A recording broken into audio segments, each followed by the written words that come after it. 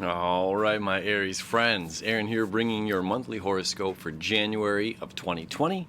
Welcome to the new year. We have a absolutely jam-packed month full of energy, cosmic blowouts, meetings that haven't happened in 37 years. Okay, this is an absolutely astronomical month for astrology and what's happening.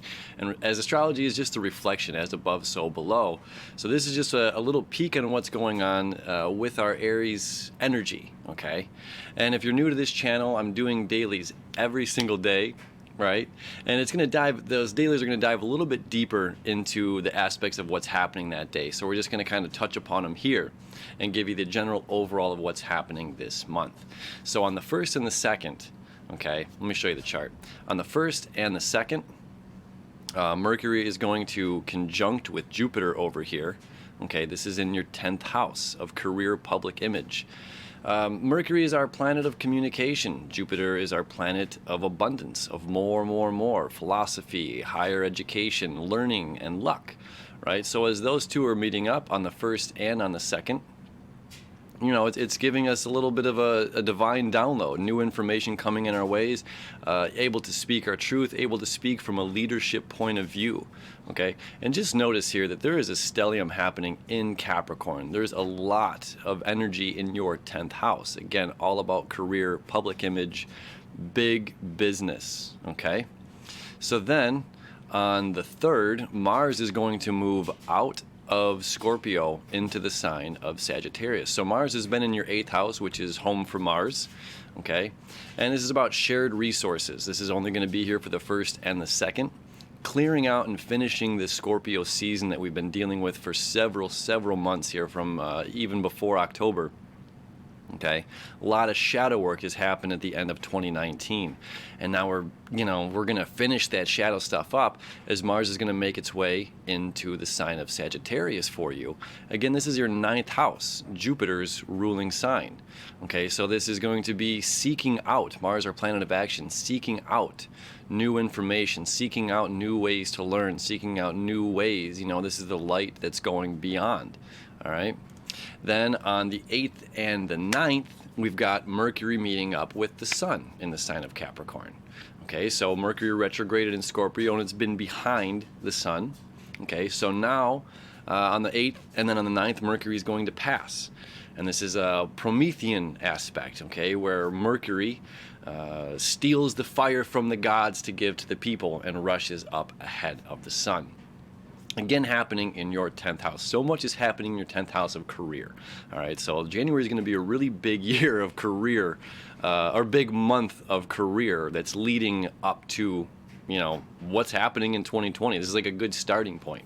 So Mercury conjunct with the Sun. The Sun is the hero of our story, our ego. So it's like everything that we learn from this Mercury-Jupiter connection, okay, abundance and more and all of this learning, we're going to apply to ourselves, and it's going to become almost a second nature. All right. On the 9th, we have a big lunar eclipse that is going to be happening in the sign of Cancer. The moon's going to be down here in Cancer.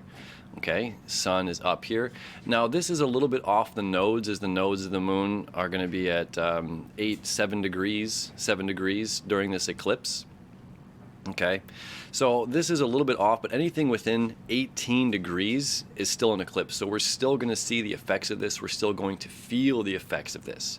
Now, eclipses are Uranian energy, okay? Uranus, ruling sign Aquarius, where Venus is at right now.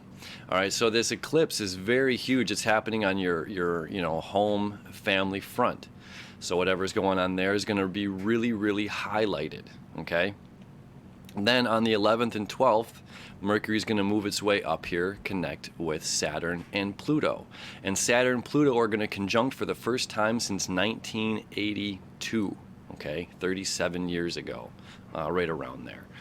So this is a huge connection, okay? Saturn being here at 21 degrees right now is all about us release, surrender, okay? And Pluto at the 22nd degree is about redeeming the rewards, okay, for us following our own path. And us, as an Aries, you're the star of the zodiac. You're the initiation, the spark. Okay, so it's just like you've been marching on, beating your own drum, marching to the beat of your own drum here, and you've been kind of escaping everybody and just following your own path. And for doing so, this aspect's going to be very, very highlighted for you. Again, this Mercury, communication, your intellect, how you're communicating with others, how you're receiving information, connecting with Saturn and Pluto at the same time is very transformative, okay? We're going to learn new ways to talk, new ways to communicate, new ways to step up, the idea of ourself as well. New ways to look at who we are in our own sense of leadership, our own sense of career, and where we're going. All right? Then on the 13th, just after, the Sun is going to meet up with Saturn and Pluto. Okay? This is like nonstop, just one after another, hitting these aspects. So then the Sun, again, the hero of our journey, connecting with strict Saturn and transformative Pluto. One aspect of Saturn that I it's a really fun and easy way to think about is like this room is big, this room is bigger, this room is biggest. Okay, there's more in here, there's some in here, there's more in there, there's more in this, container, but this container holds the most. Okay, these are Saturnian words, meaning this is the limit. So Saturn represents the limit in the zodiac, the limit of our physical world, our physical reality, our physical bodies. There's only, 8 ounces you can put into an 8-ounce cup. And then you realize, well, we got, if I want to drink more than 8 ounces, I'm going to need a bigger cup. So we're going to find ways to transform, new ways to think about this, new ways to create this in our lives, new ways to create this in our careers, right? And again, Jupiter being up there for a whole year ahead of you. Whole year ahead, okay? All the way till December 2020, Jupiter is going to be there adding abundance in your sense of career, which is a really, really powerful aspect. Powerful place to be. On the 20th, well, let me see here. As well on the 13th, not only does the Sun meet up with Pluto and Saturn, but Venus is going to move out of Aquarius, which is your 11th house, which is about community, futuristic thinking. So Venus is everything we want, love, and desire in life, okay? And it being in the futuristic sign of Aquarius, this is us feeling, this is like ultimate manifestation. We want to feel something before we have it. We want to feel it, we want to embody it, and then we manifest it into our physical world. Okay, so Venus is a very powerful place to be in the 11th house. Okay, again, this is about you feeling out your own soul tribe, your community. And it's just like if some of our friends are we meet people where they're at. And again, this sign of Aries is just like, again, I'm marching to the beat of my own drum. I got to do me. You do you, I'll do me. If you can't meet me where I'm at, I still love you, but I've got to go my own way. And doing so by following those feelings, Venus is everything we're feeling, right? By following those feelings, we're going to connect with those people in our lives that are also on that same path with us, that lead to that, abundance, right? Community growth and all that good stuff. So then on the 13th, as well as the Sun's meeting up with Pluto and Saturn, Venus is going to move to Pisces, your 12th house. Now, there's 2 sides of that. One, Venus loves to be in Pisces, okay? Because it's just like everything you want, love, and feel, your desires for people as well as things, they're not limited by Saturn. They're not limited by this third dimension, okay? Because Pisces represents everything that you dream, everything of your imagination, It's like we can't make you think smaller. We can't make you dream smaller. If you want to fly in your dreams, man. So Venus coming into the sign of Pisces is exalted, okay? It's her favorite place to be in the whole zodiac. As well, this is your 12th house. So this is about completion and endings. And the funny side of Pisces, we deal with, on one hand, addiction. We deal with, escaping reality. And at the other end, we're dealing with fine-tuning ourselves into this reality so much. So it's like we want to bring our dreams and manifest them into the physical world. That's the powerful aspects that are happening between Saturn is going to create a septile to Neptune, okay? Super, super powerful aspect because the septile is like otherworldly energy. It's fate. Fate is involved with this. Okay, so it's again everything that you dream, everything that you is wild as your imagination can be. Saturn's going to come up and make this aspect that says, let's make that real. And again, Saturn's in your 10th house of career and public image. So it's a very, very powerful aspect, a very, very powerful place to be. So that's on the 13th. Then the Sun moves into Aquarius on the 20th. Okay. So again, now the Sun, the hero of the story, the hero's journey, is now our ego expression is going to further continue out of your house of career and public image into the place of community gathering. You know, Aquarius is ruled by Uranus, and it's the water in the air that allows the electricity to flow. Okay, very futuristic thinking, the sign of technology. All right, so the Sun's going to move into Aquarius for the next month ahead. All right, very powerful aspects there as well, because again, it's just like you're finding your soul tribe.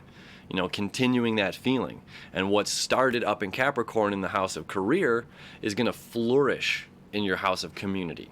Okay. Then we've got Venus meeting up with Pisces on the 27th, as well as going to sextile Saturn, sextile Pluto. Okay. I skipped ahead. We also have a new moon in Aquarius on the 24th. Okay. So the new moon is new beginnings. Again, new beginnings in the place of community. New moon in the place of technology. Is there something that we're working on? You know, it's just like, okay, we've been limited here. We need to think again, like almost that larger cup. You know, we need to think of a way to manufacture, to create something bigger than what already is. You know, we're creating our own Disneyland. We're creating our own Mount Everest that we're setting up, and we're going to climb over that and achieve whatever it is that's going on. So it's like a lot of new people are going to, you know, you're going to, like the magnet, just starting to attract all of these new people into your life that are meeting you right here and right here, okay? Then to follow it up, on the 28th, the moon meets up with Neptune and Pisces as well. And again, this is the sign of completion for you. So it's like the infant child, as well as the guru, the grand master, okay, in the sign of Pisces. So we get to see the full spectrum, all the colors of the rainbow, right, come together. And this is how we're going to end our month before the moon's going to move into Aries, all right, into your sign. So it's just like then the journey continues, you know, and a whole month ahead of us. So that's the month of January in a nutshell for an Aries. All right. Again, if you're new to the channel, please check out the dailies as I dive way deeper into every aspect that's going on in the month. So thank you as always, and we'll see you tomorrow.